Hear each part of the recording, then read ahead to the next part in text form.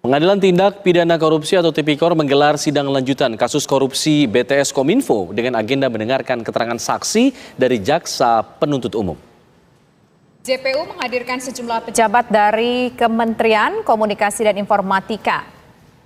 Sidang yang dimulai pada pukul 11 waktu Indonesia bagian Barat ini dilakukan dengan mendengarkan keterangan dari Kepala Divisi Lekskil dan Bakhaul Bakti Kominfo, Mufiarmat Feryandi Mirza.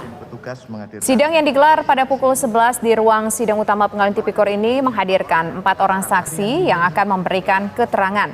Bukan hanya untuk terdakwa Johnny G. Plate saja, tapi juga untuk 2 terdakwa lainnya, yakni Ahmad Latif dan juga Yohan Suryanto. Dalam persidangan, Mufi Ahmad menjelaskan soal anggaran proyek yang mencapai 10,8 triliun rupiah. Silakan. Pak Mirza, silakan duduk di tengah.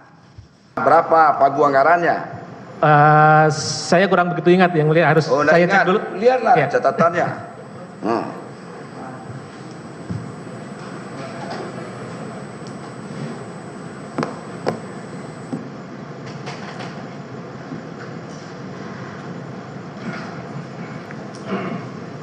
Atau gelondongan, Pak?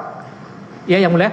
2.400 itu tambah berapa? Jadi 4.000 berapa? 4.000 berapa jadinya? 4.200 total. Apakah itu sekalian anggarannya itu atau? Ya, total anggarannya sudah kemudian disetujui untuk 4.200 akhirnya. Berapa jadinya? Ya, sebentar yang mulia, saya...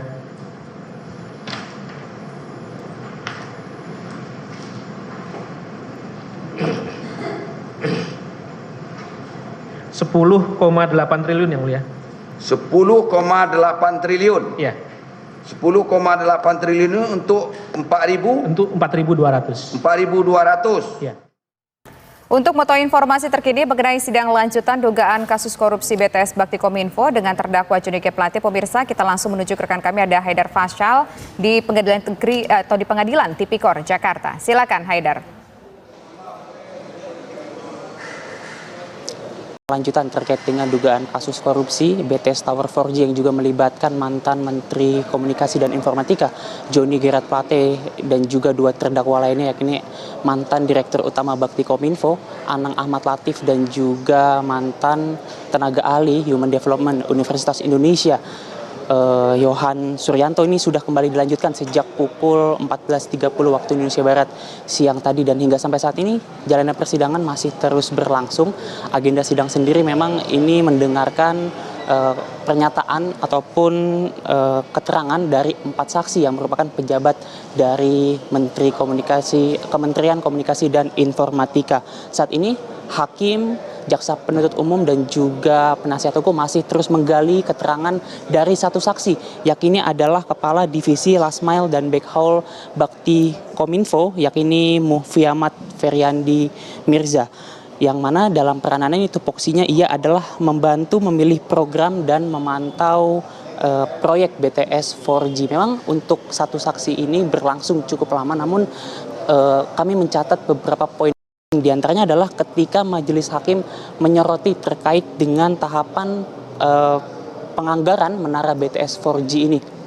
Dan dalam kesaksiannya, Mufiarmat Feryandi Mirza ini bersaksi dan menjelaskan bahwa dalam pembangunannya memang sebenarnya dibagi menjadi 2 tahap.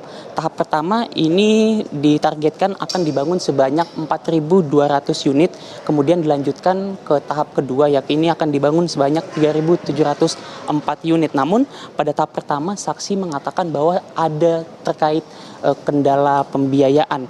Pagu anggaran yang sudah disetujui oleh berbagai pihak tersebut ternyata hanya cukup mengcover sekitar 2.417 menara. Para pejabat di Bakti Kominfo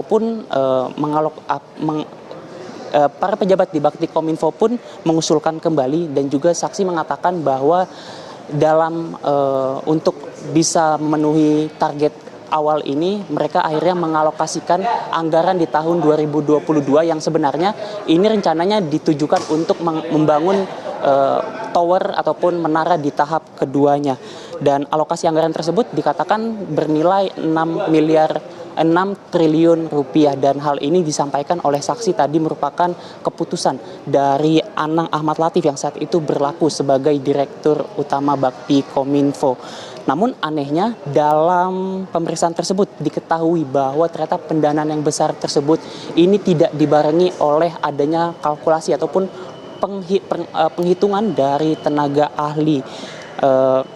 Penyerahan dana yang ada ini ternyata hanya dilakukan oleh staf dari tim Bakti Kominfo berdasarkan harga lelang di tiap produsen penyedia BTS-nya. Hal ini pun sempat membuat Ketua Majelis Hakim yakni Fahzal Henry bingung karena ia berpendapat seharusnya suatu proyek yang menggunakan dana yang besar ini sudah semestinya dibarengi dengan adanya penghitungan ataupun pemantauan dari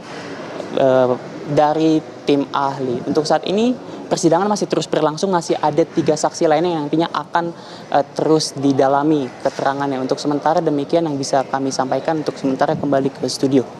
Baik, Haidar Faisal mengabarkan dari Pengadilan Tipikor Jakarta.